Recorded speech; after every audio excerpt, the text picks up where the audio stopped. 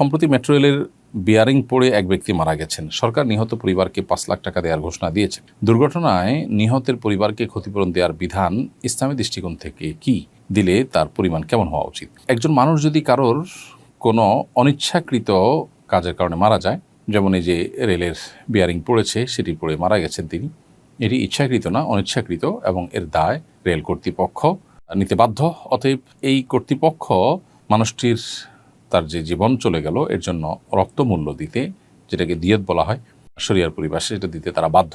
এই রক্তমূল্য হলো ১০০ ওঁটের মূল্য।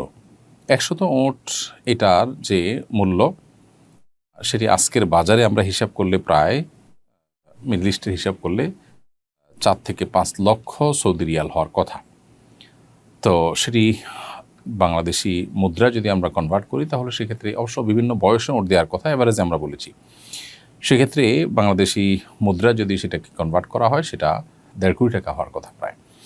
অতএব এটা হলো ইসলামের শরিয়ার দৃষ্টিকোণ থেকে একটা মানুষের রক্তমূল্য। অতএব এখানে ৫ লক্ষ টাকা কোনো বিচারেই এটা আসলে ক্ষতিপূরণ হতে পারে না।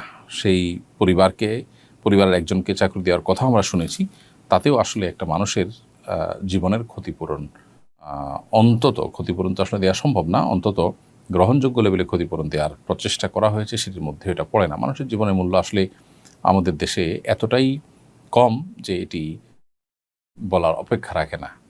এখানে তো ৫ লক্ষ টাকা দেয়া হচ্ছে, বহু জায়গায় যার যায় তারাই বুঝে, আর বাকিরা কেউ আসলে সেটিকে নিজেদের ঘাড়ে দায় হিসেবে নিতে চায় না, এবং দায় চাপানোর মতো সেরকম আইনের শাসন আমাদের সমাজে নেই বললে চলে, যেটা দুর্ভাগ্যজনক বাস্তবতা।